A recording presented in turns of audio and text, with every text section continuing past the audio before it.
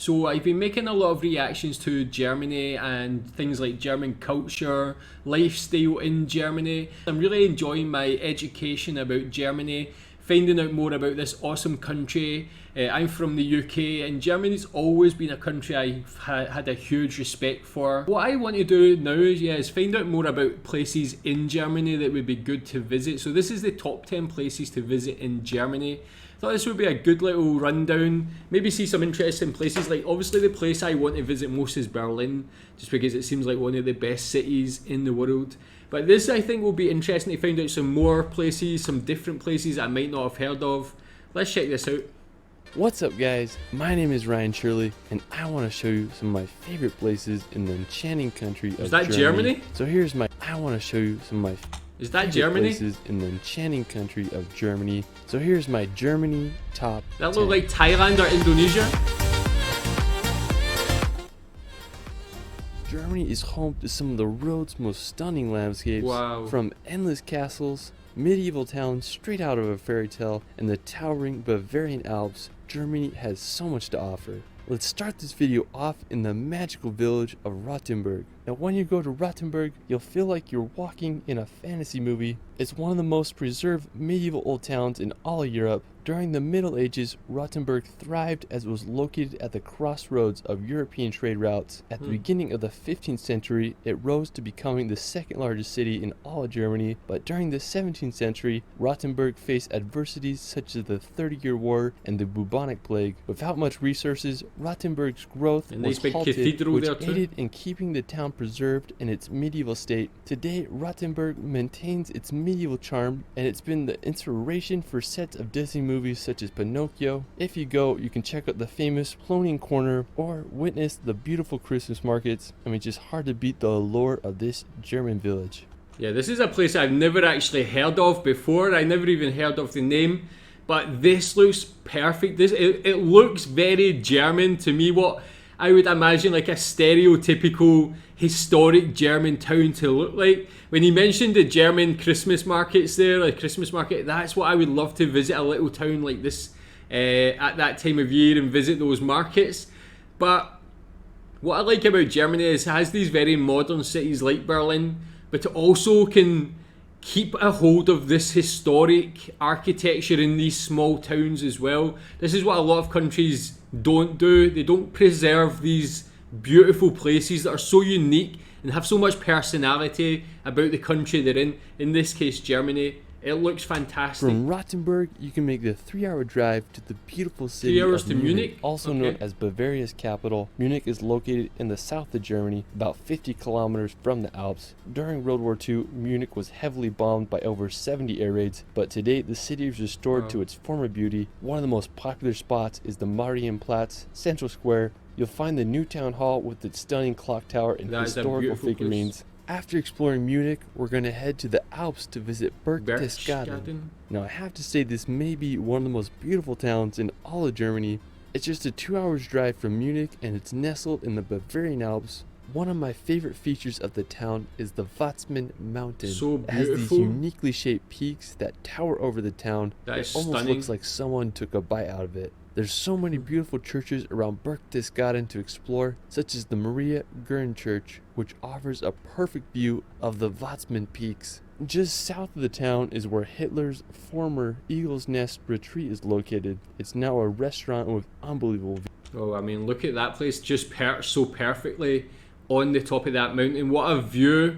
But yeah, I never knew about that. So what was Eagle's Nest to Hitler? Was that he said it as like a getaway? So was this literally where he lived? I've never heard of this place before.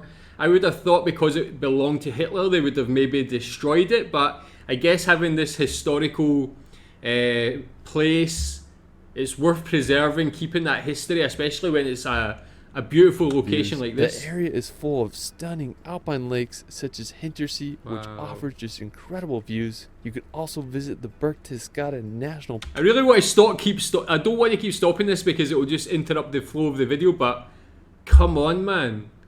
It's unbelievably Park beautiful. and explore all its hidden treasures. I mean, the whole area is just pure paradise.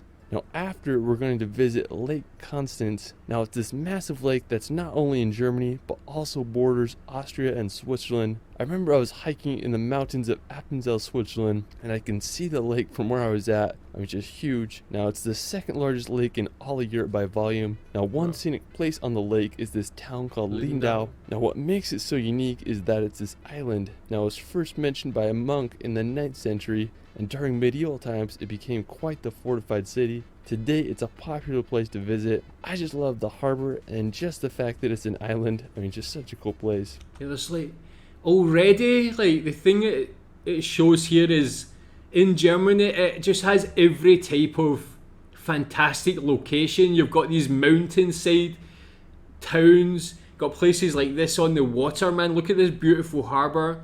You got the fantastic modern liberal cultural cities. It's got basically something for everyone, no matter how you feel. You can go these like different places, especially these ones that are so close to Munich. There's like, didn't realise there was so many places so close to Munich. I've never actually been to Munich myself, but this would actually make me want to go there, not just for Munich as a city, but to be able to travel to different places. Another picturesque city on Lake Constance is Meersburg. It's located right on the shores, and it's a historical town lined with beautiful colored houses, and I just can't think of a better place to go during a warm German summer. After, we're going to visit the Hohenzollern Castle. Now I have to say this is one of the most impressive castles in all of Germany. It sits perfectly on Mount Hohenzollern and can be seen from miles away. Hohenzollern is the last of 3. Okay, that, like, I'm from Scotland, so I'm very proud of our castles. Like, that's something that's very important to our culture in Scotland. But look at this. That is an absolutely majestic castle. If you're from Germany, tell me if you've visited these places.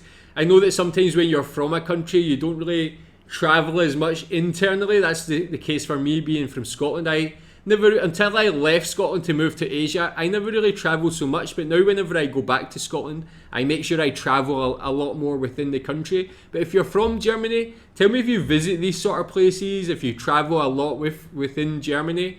3 castles that was built upon this hill. It was completed in 1867 as a memorial to the Prussian royal family. Today it's one of Germany's most visited castles, and I understand why. Another stunning castle in Germany is the Cohem Castle. The original castle was built back in the 1100s, and it made its money by collecting shipping tolls on passing ships down on the river. Sadly, it was destroyed in 1689 by the French, but in 1868 a wealthy businessman from Berlin decided to rebuild the castle ruins. Today it stands perched on a hill overlooking the beautiful I didn't realize Germany had so many beautiful castles. Another stunning castle just 30 minutes away is the Eltz Castle. It's a popular place to get that classic Instagram picture, so if you're in the area, you gotta check both these castles out. You won't regret it. After, we're going to visit the capital city of Berlin. Now today, Berlin is a thriving capital with a population of over 3.6 million people. It's an incredible city with a complicated history. Now Berlin was first documented in the 13th century. During World War II, it was the headquarters of Hitler's Third Reich and became the most heavily bombed city in history. After the war, Berlin was divided into the East and West Berlin. With the end of the Cold War, East and West Berlin were finally reunited in 1990. Cool so one of bridge. my favorite spots is the Rothenburg Gate. It's this 18th century neoclassical monument that is Germany's national symbol of unity and peace. You can also check out the Berlin Wall Memorial to see remnants of the historical wall. After Berlin, we're going to head Yeah, tell me more about Berlin if you're from Germany. What do you think about that as a city?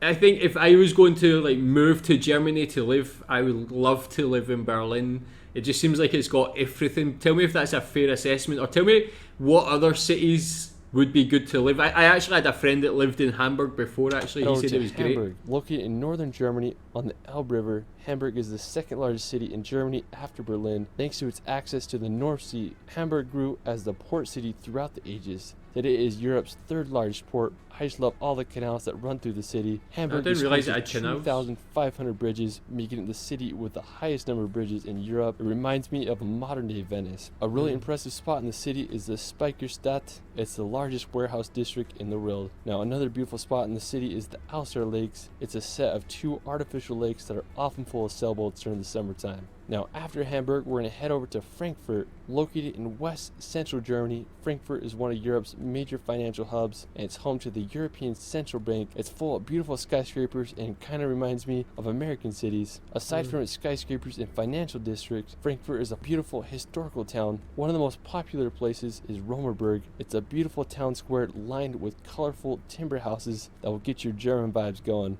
From Frankfurt... Actually, I never knew anything about Frankfurt or Hamburg, apart from my friend living in Hamburg before, but for some reason I've never really researched both of those cities to see even what they look like. Both of them look amazing, like obviously very modern cities.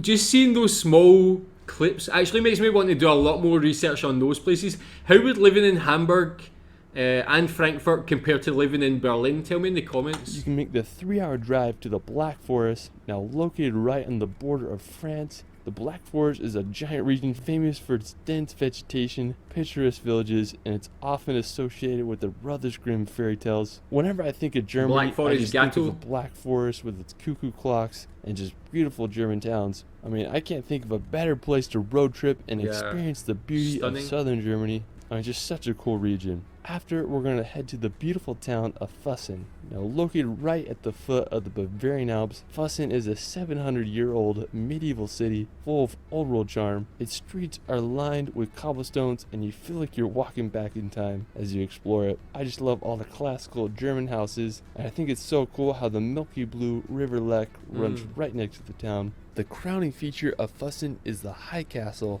I mean, just adds so much character to the town. If you really want to go back in time, I mean, you just gotta give Fussen a visit. Now, for our final destination, we're going to visit the iconic Neuschwanstein Castle. I have to say that it is the most beautiful castle in all Europe. It's what inspired Disney's Sleeping Beauty castle. I mean, it's just the perfect place for a princess. Now, the castle is nestled at the very tip of southern Germany. Neuschwanstein Castle is placed perfectly in the mountains with a phenomenal 360 view of the Bavarian Alps and the town below. The construction of the castle began in 1869. During World War II, the SS debated blowing up the castle to prevent it from falling into the enemy's hands, but thankfully it never happened. Today, the castle receives over 1.4 million visitors a year, so it's definitely a tourist hotspot. I mean, I just can't get over the I feel like I've seen photographs of this one before.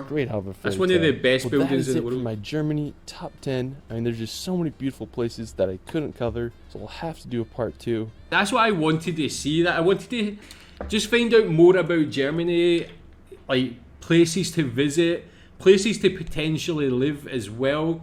And there's definitely a lot of stunning places there. It's all so nice. Like, everything about Germany just looks so stunning. I think, like, Germany is actually a very underrated country when it comes to visiting for trips like this, for holidays and things like that. This just makes me want to go. But tell me, what would be the best city in Germany to actually live? And also tell me what's the best to visit just for a holiday if it's different. Tell me in the comments. Thanks.